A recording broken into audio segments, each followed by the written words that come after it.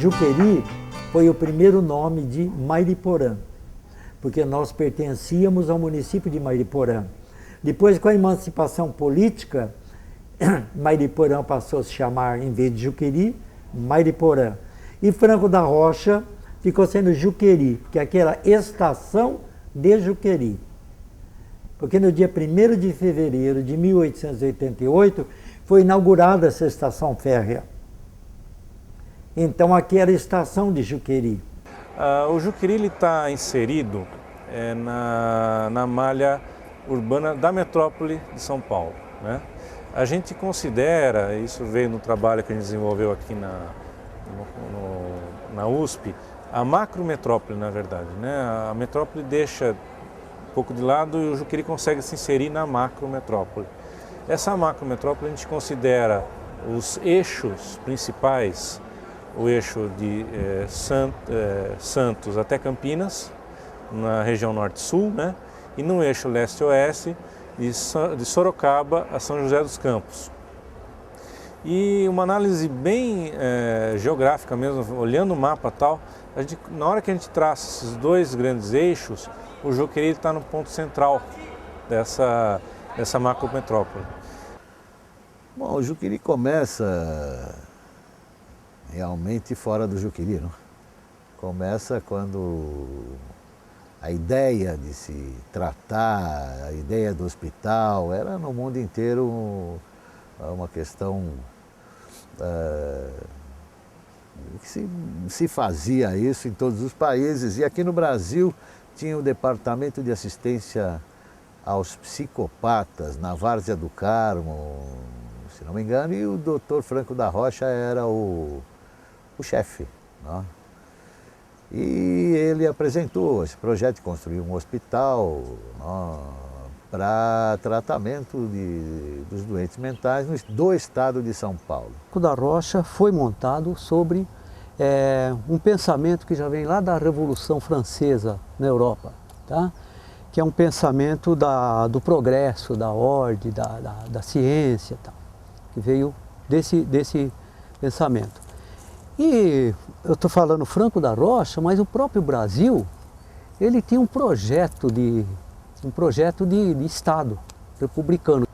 Então, é claro que esse projeto, existe muitas críticas em cima dele, né? Que é, inclusive, a própria questão da eugenia, tudo que foi muito pesado nesse início de século. E Franco da Rocha, no caso do Juqueri, não fica isento porque ele era um hospital que estava trabalhando com a saúde mental, entendeu? Então foi esse para se entender o nascimento do hospital, você tem que entender a história do Brasil nesse período. O doente mental estava criando um problema muito sério em São Paulo e não havia acomodação para tanto doente como surgiu na época. Então o Dr. Franco da Rocha, ele tinha um sonho, construir num local aprazível, que tivesse um clima muito bom, muita água e muita vegetação, e construir uma colônia onde os doentes pudessem ficar à vontade em contato direto com a natureza. Então, razão pela qual ele escolheu a nossa região aqui, Juqueri. A própria linha de trem, que até hoje é bastante usada, ela foi importantíssima, porque em 50 minutos você saía do centro de São Paulo e chegava na região do Juqueri. Então também foi um ponto forte para a escolha daquela área. Ele gostava muito de pescar. E o Juqueri tinha uma curva do rio que era muito piscoso, viu? Então ele dizia, é aqui que eu vou fazer meu hospital, viu? Ele queria que o doente mental tivesse uma vida normal, em contato com a terra, em contato com a natureza. Porque eles viviam confinados em São Paulo, em hospitais, às vezes até em cadeias, porque não tinha local para acomodar o doente mental.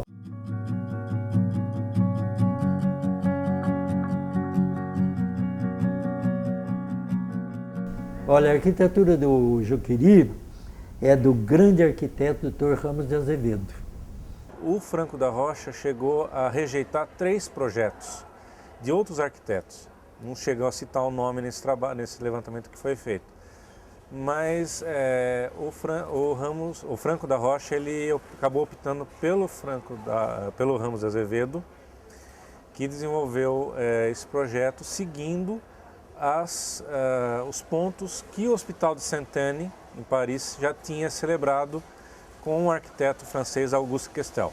Bom, além de tudo, Juqueri tem essa importância histórica que é totalmente tombado, né? Quer dizer, não no sentido concreto, porque está totalmente caindo, né? Se não fizer alguma coisa, ele vai tombar mesmo, né? Mas ele está tombado pelo patrimônio histórico, né? Porque é obra de Ramos de Azevedo, né? Que construiu o Fórum da Praça Clóvis, Teatro Municipal, Liceu de Artes e Ofício, Prédio dos Correios, Juqueri, Manicômio Judiciário.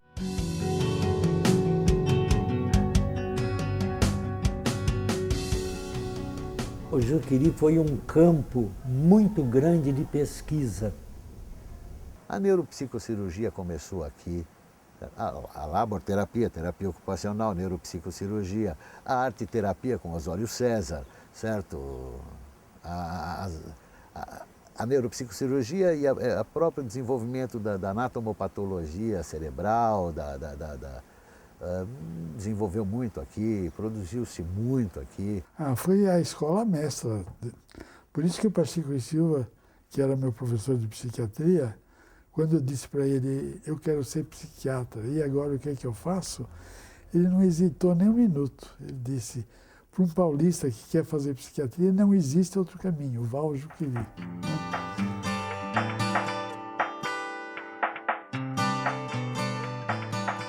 A ideia da laborterapia, que obviamente evoluiu hoje para terapia ocupacional, e que não é nem semelhante, historicamente vem daí, né? Laborterapia, mas obviamente evoluiu muito, né? E a visão é outra, a noção é outra, né? A noção do trabalho, né? Do que serve, para o que serve, né? A primeira visão terapêutica que eles tinham não é questionável hoje, óbvio, né? Eu questiono os métodos do médico do Ramsés III, acho que ele estava muito atrasado, certo? Eu acho que ele tem que inserir dentro da história. A história, dentro da história você compreende os métodos e o que foi acontecendo. O eletrochoque até hoje acho que tem indicações, eu pessoalmente acho que tem indicações muito boas, muito seguras, muito interessantes. E à medida que a gente vai aperfeiçoando, a gente acerta a dose mínima que faz efeito. E não só a dose mínima, mas que remédio a gente deve dar junto para não ter efeitos secundários indesejáveis. Se eu pego um aparelho muito semelhante ao aparelho de eletrochoque, em alguém que tem um ataque à arritmia, que está com risco danado, eu faço uma cardioversão, dou um choque no coração, ou se alguém está com uma fibrilação grave na urgência, eu aplico um choque no coração, todo mundo me aplaude, né? E se eu aplico no cérebro, eu sou um torturador.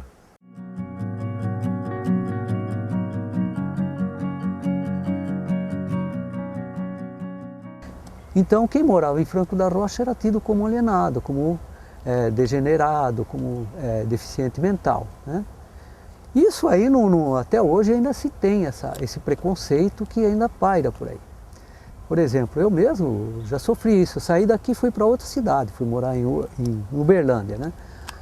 Era comum, é natural quando eu ia preencher alguma coisa, Franco da Rocha. Aí a pessoa olhava para mim assim, né? Coisa de louco, hein?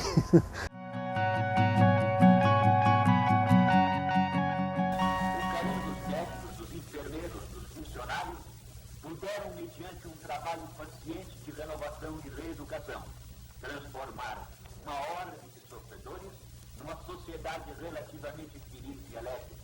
Talvez fosse legal aí você colocar a história também de quanto carinho os funcionários tiveram por esses pacientes, levando para casa, não para escravizar, não para fazer trabalhar na cozinha e lavar, certo? E passar, não.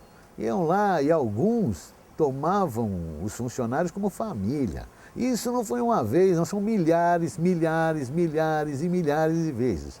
E eu confesso para você que desde o jardim de infância, a minha convivência com os internados foi muito direta. Eles eram assim, na época eu era muito criança, eu não via diferença do internado do hospital com o morador da população. Até acrescento mais. Minha mãe confiava, quando eu era criança, me confiava, quem me levava para o jardim de infância era o internado, que vivia em casa, vivia ali no hospital, em casa, morava dentro do hospital.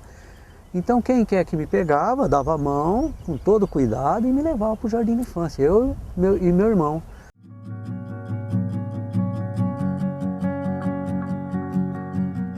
Impregnou ali 3 pensamentos de 3 grandes psiquiatras que atuaram aí na medicina brasileira e assim de renome internacional. Entre eles foi o Dr. Franco da Rocha, que foi considerado aí o pai do Juqueri. Um outro pensamento que foi inclusive concomitante a ele, aliás, concomitante, mas logo em seguida passou a ser diretor do hospital também, foi o Dr. Pacheco e Silva. E um outro que eu acho que foi muito importante, que veio revolucionar todos esses métodos, foi o Dr. Osório César. O Franco da Rocha morou no Juqueri e criou lá dentro 6 filhos. Então ele viveu junto dos seus pacientes. Então a cidade, que era Juqueri, passou a ser Franco da Rocha. Então mudou de nome, você vê a importância que ele teve, né? O Franco da Rocha foi o idealizador, né? Então, toda a construção tal lembrava o Franco da Rocha. O Pacheco e Silva era o catedrático da Faculdade de Medicina, também fez muita coisa lá que ficou, né? Mas é importante frisar que houve uma mudança entre o Franco da Rocha e o Pacheco e Silva. Porque o Franco da Rocha, ele era responsável por um asilo psiquiátrico.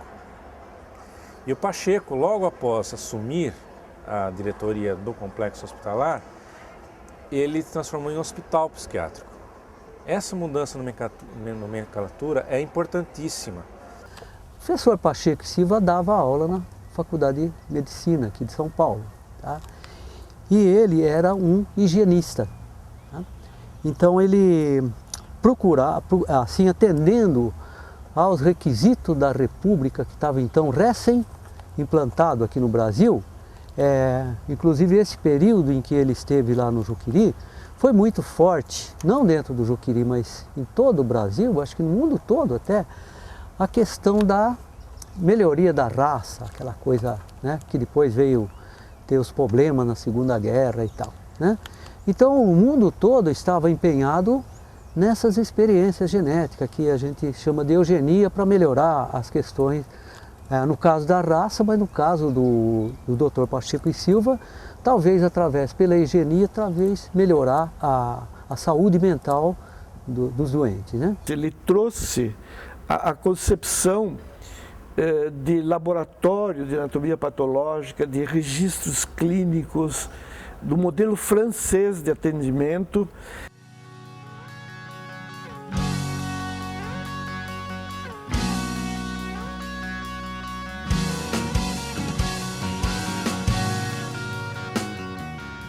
Então quem foi o Dr. Osório César?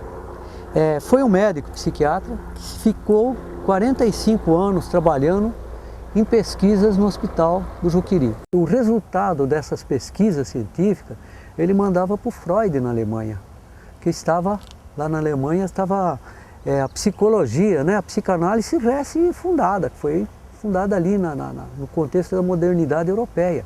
Então ela teve repercussões aqui. Então Franco da Rocha passa a ser também um local onde se praticou as ciências, onde se praticou muitas pesquisas que forneceu subsídios para o pai da psicanálise, que é o Freud na Alemanha. Ele cria a Escola Livre de Artes dentro do Juqueri, que em alguns aspectos é até mais antiga do que a própria espaço da Nilce da Silveira no Rio de Janeiro. Ele era um homem da noite, um homem das artes, da boemia. Ele escreveu sobre crítica artística nos jornais de São Paulo e talvez em função disso ele veio a conhecer o mundo, o paulistano, Mar de Andrade, Oswald de Andrade. Ele acaba se casando com uma artista muito famosa no período, até hoje, né? Que foi a Tarsila do Amaral. Foi uma artista aí, fama internacional. Mas o grande trabalho dele foi, digamos, olhar para os doentes do Juqueri e enxergar algo mais.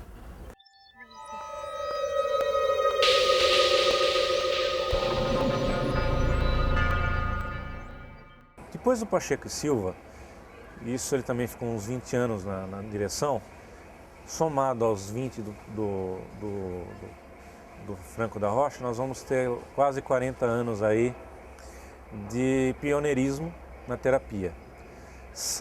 Com a saída do Pacheco, vem o Estado Novo, né, e instaura o Adhemar de Barros como interventor do Juqueri. Aí começa a grande decadência. Porque até então o Juqueri ele conseguia, por ser autossuficiente, ficar à margem das relações políticas da época. Com o Adhemar ele traz todo um bojo político que antes tinha conseguido ser refratário. Então você começa a ter um aumento da população interna do Juqueri muito grande e muito rápido. Na interventoria do doutor Adhemar de Barros, em consequência do grande número de doentes detidos em cadeias, as colônias e atônicas, recolhendo durante aquele período governamental o elevado número de 10.500 doentes mentais. Novamente no governo do Estado, tem o doutor Adhemar de Barros dedicado a sua melhor atenção ao doente mental, e nesses 14 meses de governo já foram internados mais 2.195 doentes. E de 40 até 70, o Juqueri só tem aumentado, né, de tamanho.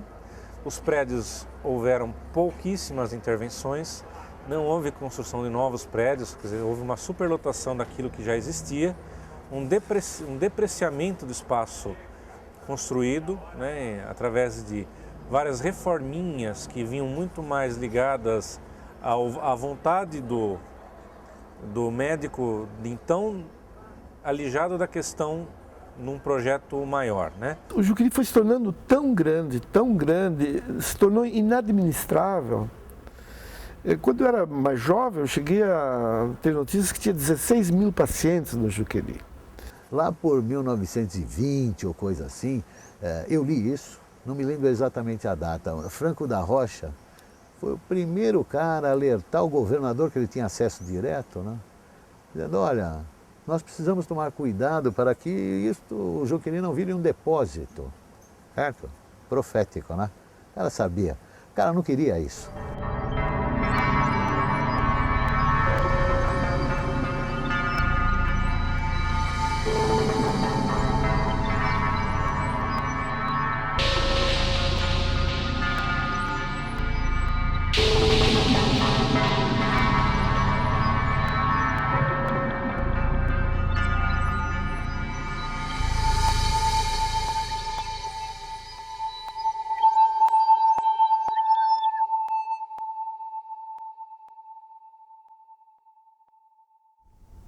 Até hoje, ninguém sabe realmente como é que começou esse incêndio.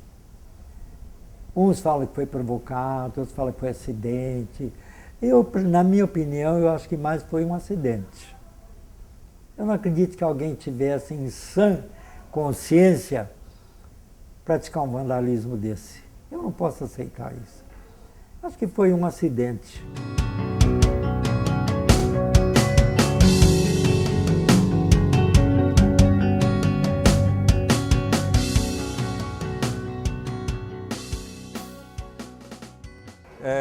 A gente desenvolveu um projeto de plano diretor, junto com a FAUSP, né, com o professor Silvio Savaia, que foi meu orientador de mestrado, e que demos algumas diretrizes para os usos desse conjunto de prédios uma vez que a saúde vai se concentrar em alguns poucos prédios, na maioria, né, nesse prédio novo que está sendo construído. Então a gente está privilegiando a cultura e a educação, né? E num primeiro momento nós pensamos até na definição do espaço para uma USP Norte, mas hoje a gente percebe que a carência da região é mais ligada à FATEC. O antigo Hospício Pedro II, no Rio de Janeiro, se transformou na sede da Universidade Federal do Rio de Janeiro. O chamado Palácio da Praia Vermelha hoje é a sede da universidade. É um destino.